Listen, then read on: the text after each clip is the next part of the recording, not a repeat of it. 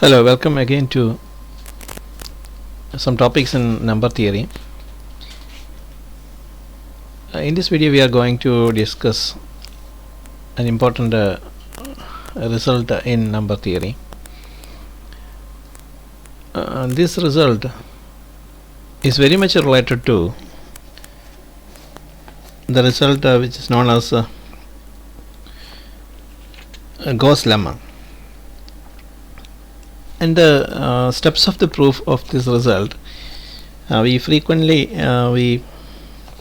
recall the important steps in some of the important steps in Gauss lemma in the proof of the important steps in the proof of the Gauss lemma. So to understand, to follow the steps, you must refer that the proofs the steps in the proof of the Gauss lemma. So the theorem the theorem states that if m is the number defined in Gauss lemma, if m is the number which is defined in Gauss lemma, then m can be m is congruent to summation from t equal to 1 to p minus 1 by 2, summation t equal to 1 to p minus 1 by 2 of the number. It's a special symbol tn by p, tn divided by p in square bracket plus. So this is the complete integer part in the number when tn is divided by p, the number when the number t into n is divided by p, you have that integer part, complete integer part, that part is taken here, plus minus 1 raised to n, minus 1 to the power n into p minus 1 divided by 8 mod 2. And in particular, if n is an odd number, then we get that this expression, the right side of the expression reduces to the first term, that m is congruent to summation from t equal to 1 to p minus 1 by 2. This is the upper limit of the summation p minus 1 by 2 of the number tn divided by p in square bracket mod 2. So how do we get this? You can simply understand that you will get this reduction of that expression because when n is an odd number, if you can show that this is a multiple of this quantity is divisible by 2. If this quantity is divisible, that means the second time, if the second time is divisible by 2, but since p is an odd prime, then p square minus 1, that can be an even number. When that even number quantity is divided by 2, if it still that answer still can be divided by 2, then you can remove that. You can that term can be removed, and you can just write that it is the left hand side is congruent to the first term modulo. So that may be that that is the way to show the second part. But to prove the first part, we start with the list of numbers that we have used in the proof of the Gauss lemma, and that is the list of and also we just remember that the meaning of the number m. We know that the number m is the number of least positive residues, of the numbers n, 2n, 3n, etc. to p minus 1 divided by 2 into n, which exceed p by 2, the number p by 2, where p is an odd prime. We consider a typical number. Next we consider the number, a typical number, say tn from the list, and this we choose an arbitrary number from this list that can be then written as t into n, and t the nth multiple of t, and where t belongs to this range, 1 less than or equal to t less than or equal to p minus 1 by 2. Then we can write, when we divide that number tn by p, you will get, since p does not that if you have gone through that proof of that result, Euler's Gauss lemma, in the proof of the Gauss lemma, you can recall that P cannot divide Tn. P will not divide Tn. Okay, therefore you can, when we divide completely Tn by P, we get an integer part here, an integer part, and that will be positive integer part plus some fraction, that fraction part. So this is the positive and complete integral part when we divide it by the number P, and this is the fraction part. For example, see, consider this number 9. When we divide 9 by 5, we get that the actual answer is 1.8. then 1 is the first part, which is represented by this, and the second part is 0.8. 0.8 is that decimal part expressed by using that number to indicate that number. In both cases we write that using only with the help of some delimiters or some brackets. We using different brackets we write that. So in square bracket we write Tn divided by P, and plus in curly bracket we write Tn by P, which represents that fraction part. So clearly 0 is less than Tn by P in curly bracket, which is less than 1 also. That's correct. Next, what we do, we multiply the above statement by, and this statement is then taken, this then multiplied by P. Okay, then this is Tn divided by P. When it is multiplied by P, you know that that becomes denominator P disappears, and you get T into n. You get, and equal, then it is equal to Tn by P in square bracket into P plus Tn by P in curly bracket into P. So, but you can see that this quantity can be written rearranging the position. So P into Tn by P in square bracket plus, but RT you can replace this quantity by RT because that will be the remainder. When this decimal portion is multiplied by P, you are going to get the remainder. Remainder of the residue when you multiply the quantity Tn by P, the remainder quantity will be there. Actually, the least remainder will be that quantity RT. Now RT is the least residue of P, residue of not P, residue of Tn of the number Tn with respect to P. If we also know that the set of remainders, and then you can think about the set of remainders coming from that list R1, R2, etc. to Rp minus 1 by 2, and that's equal to set A1, A2, etc. to AK, then comma B1, B2, etc. to Bm, and that is the combined list of A and capital A and capital B, A union B, that you can recall. Okay. Also we know that these numbers form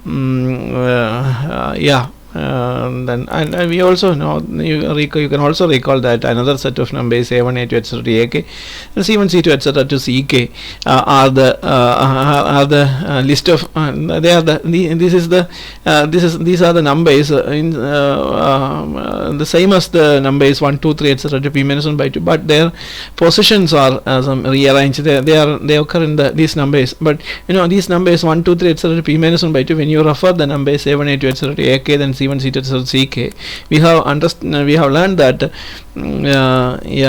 these are the same numbers, same list of numbers 1, 2, 3, etc. to P minus 1 by 2, but these numbers here occur in this list in the positions. They are not in that order, with some changes in the position of these numbers. They will occur, but they will exactly, these are the numbers.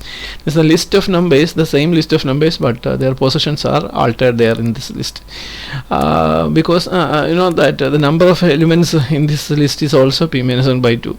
Okay. And therefore, this you can write that the set 1, 2, 3, etc. P minus 1 by 2 is equal to the set 1, 2, 3, etc. to AK, then C1, C2, etc. to CM. Okay, the same set. And also you know that Ci is equal to P minus Pi. Exactly the same thing that we have derived in the case of Gauss lemma. Okay, and that's Ca equal to P minus Pi.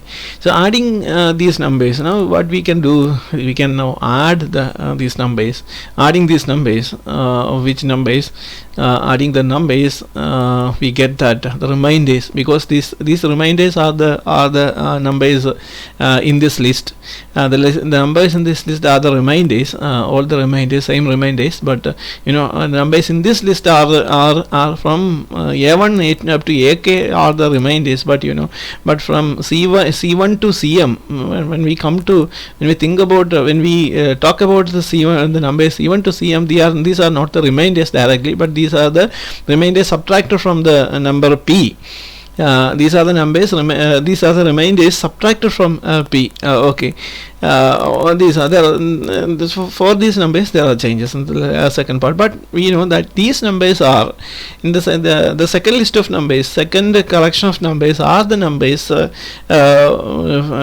which are shown here. 1, 2, 3, etc. All the integers, all the natural numbers from 1 up to p minus 1 by 2.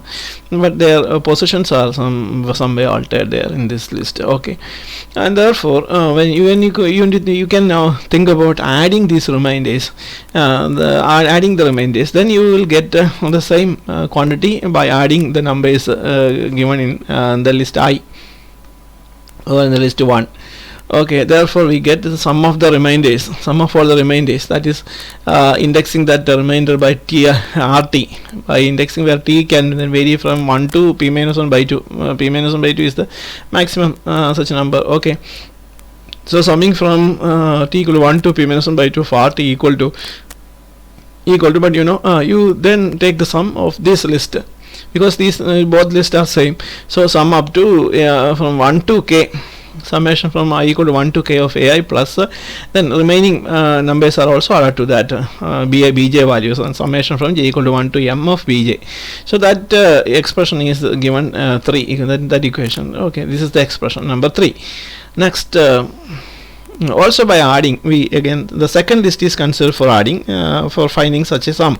So we find the sum using the second list, that is the list number 2. So here we get that the summation. You can find this summation of t, where t equal to t from summation of t when t equal to 1 to p minus 1 by 2. That's it. So summation of t where t varies from 1 to p minus 1 by 2 equals summation of I equal to 1 to k. So this part, the sum of this part is equal to I equal to summation from I equal to 1 to k of ai plus summation from j equal to 1 to m of cj.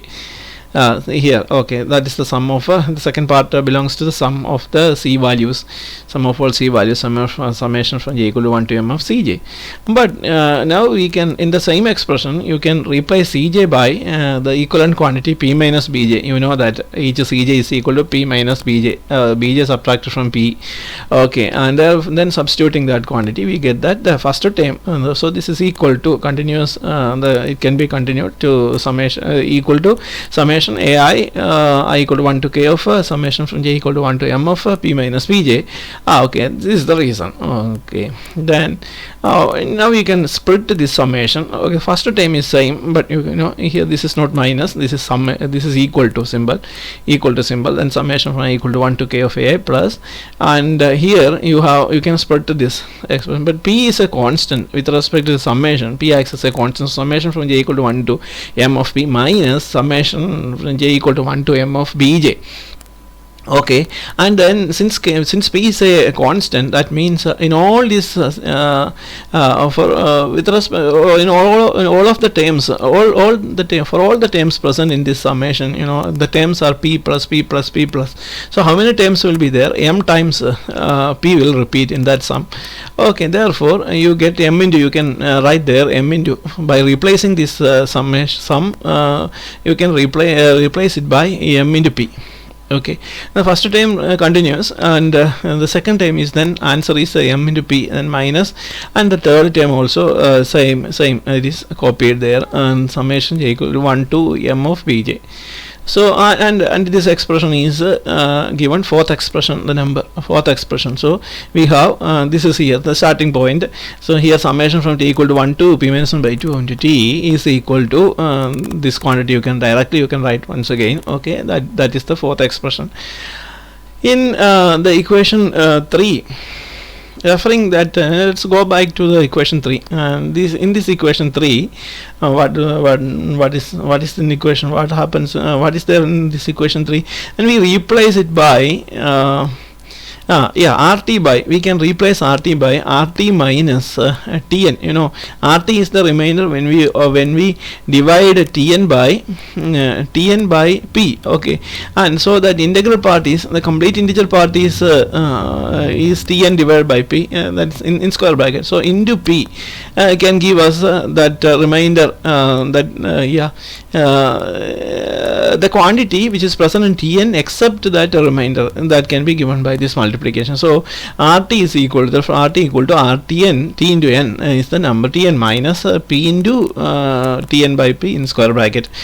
Then after that we take and that will be then substituted, and that quantity, since this is equal to RT, this quantity will be substituted here, and then we will rewrite this expression, and hence the summation here we get that Tn minus P, Tn by P, and the summation ranges from 1 to T equal to 1 to P minus 1 by 2, that is equal to, so the right hand side of that expression 3 will be then copied here. Then then in this expression is written by writing the right side first. So we alter that position of the terms here in this expression. First we write this expression, the summation from I equal to 1 to k of ai is written first, then plus summation a equal to 1 to m of bj is written. After that this will be written, then summation t equal to 1 to p minus 1 by 2 of tn, then minus this is then applied, summation is applied to both the terms, and we are expanding that is minus of summation t equal to 1 to p minus 1 by 2 of p into tn by p, and here you can see that this is the product t into p, the product is t into p, t into n, and this is the product t into n. And then n acts as a constant, because throughout this derivation we know that n is a fixed quantity, n acts as a constant, so n has no role in that summation. Therefore you can easily take n outside that summation. So n into summation t equal to 1 to p minus 1 by 2 into t alone will be there in that remains in that expression inside the summation symbol. Then minus here p also is a constant. Then we have two quantities here throughout this derivation, p n and p r can act as constant. So p will come outside, and then summation t equal to 1 to p minus 1 by 2 of tn by p in square bracket. So we write that, we label that as fifth expression. So that expression is given the number 5. Next, what we do, adding, we have to add equation 4 and 5. See, consider the equation 4 above and the equation 5, and both are then added. We then add, by adding 4 and 5, and then we get that mp plus, and by adding and we make some rearrangements, that you can then separately write these expressions on a paper, and you can do that, and that computation you can do, that simplification. Some terms will cancel, and some terms will be added together, because same terms are there similar. See, for example, this term occur there 2 times, so they are that is then combined to make 2 into summation I equal to 1 to k of ai.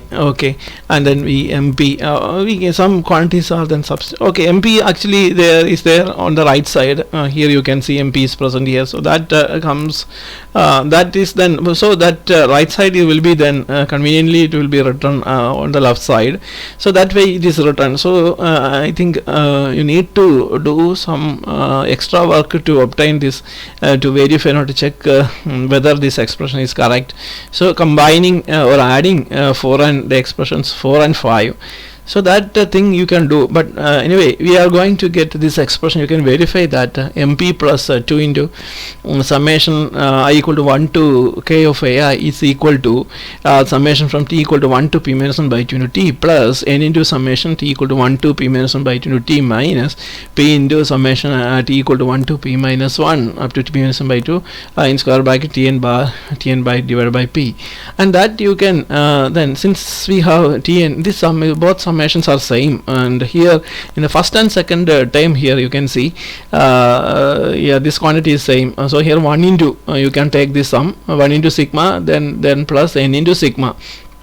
Rest are same, so quantity inside the summation and the limits are same, therefore you can take you can combine the two and take that n plus 1 into summation t equal to 1 to p minus 1 by 2 into t minus p into summation t equal to 1 to p minus 1, this quantity, okay, into of that of tn bar p in square bracket. So that expression will be written 6 will be given the label 6, and you know, remember that 6 is obtained by adding the expression 4 and 5 and convenient and simplifying that. And again, you know, this is it's an independent step. It's a result, that is, you know, that summation t equal to 1 to p minus 1 by 2 of t is equal to 1 plus 2 plus 3 plus etc. up to p minus 1 by 2, and that quantity will be equal to p square minus 1 divided by 8. You can simplify that. It's a simple algebra. Yeah, so you can verify also if you want, you can verify that. And substituting this quantity for what in the expression 6, you know, in the expression 6, you know, this quantity, this is the quantity that we are separately determined, and that's equal to p square minus 1 divided by 8. That quantity can be now substituted, then we get that mp plus 2 into summation from I equal to 1 to k of a equal to n plus 1 into p square minus 1 divided by 8 minus p into summation t equal to 1 to p minus 1 by 2 in then that of the quantity tn bar tn divided by p in square bracket. So that expression will be given name, will be labeled 7th expression. Now okay, after that yeah, after getting that result, after reaching that point, you know, we independently we think about some other additional steps. So these steps are that the steps we are going to discuss now are some independent steps. You know, you know that you can verify that these steps, this the step number 8, expression number 8, you know, you can verify that n plus 1 is congruent to n minus 1 mod 2. Why? It's because if you subtract n minus 1 from n plus 1, n minus 1 plus n plus 1, you are going to get a 2. So 2 is, since 2 is congruent to 0 mod 2, this is correct. That you can verify this quantity if you are okay. That reason is explained here. This n plus 1 minus n minus 1 is equal to 2, and then 2 is congruent to 0 mod 2. That means you can divide 2 by 2.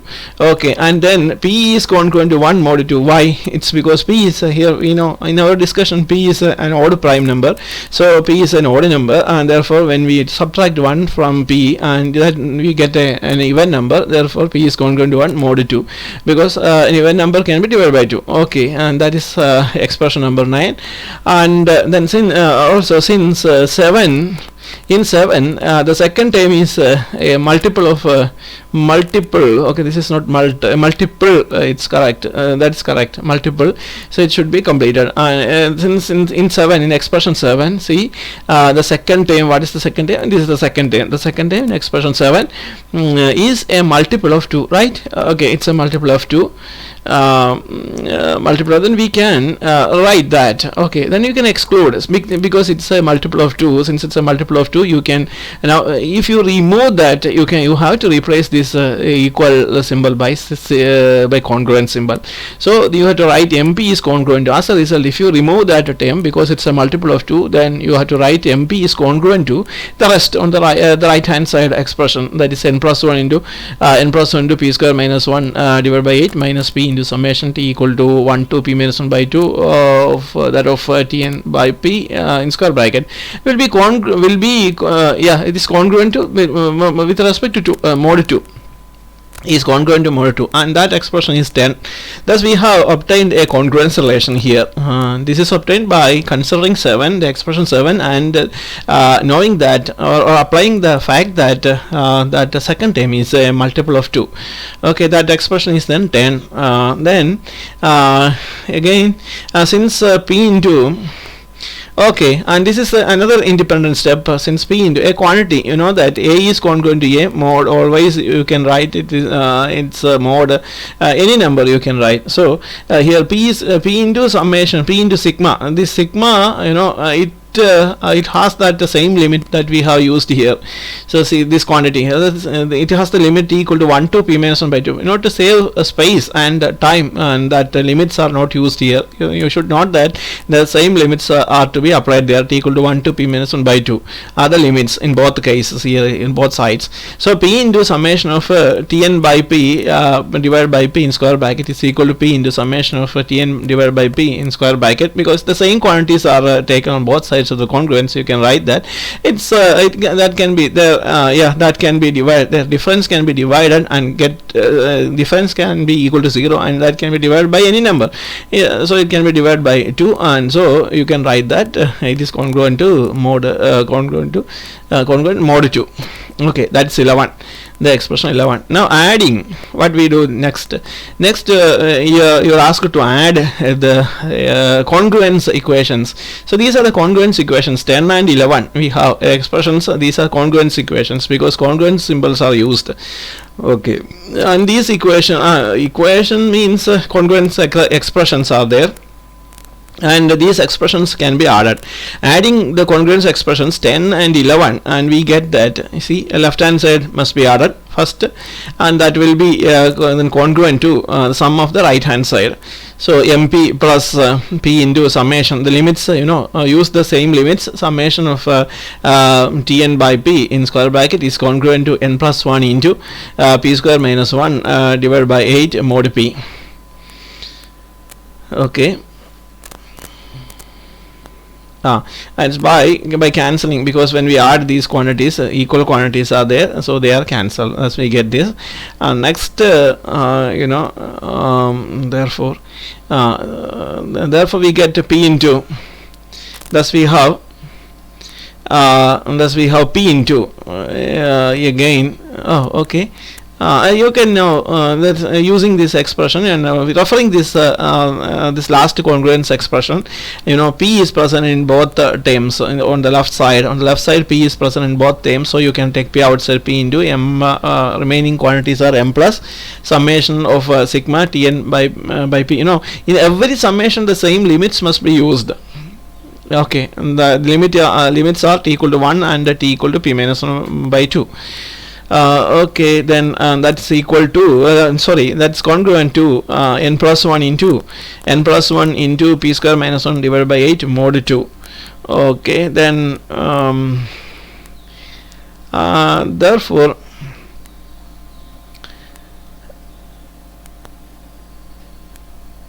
okay, then again using, and this is the last expression, and now using 9. Okay, what is 9? 9, we have 9 is congruent to 1. 9 says that p is congruent to 1 mod 2. It says that p is congruent. Here we know that p is congruent to 1 mod 2. And using this fact, that fact here along with together with this last expression, you should have given one label to this expression also, because it should be given 12. So using assuming that this is the expression 12, so then 12 and 9, using 12 and 9 you can see that since okay, since we know that this is congruent to p is congruent to 1 mod 2, you can obtain that m plus so see, this effect will be cancelled. The effect of p will be cancelled.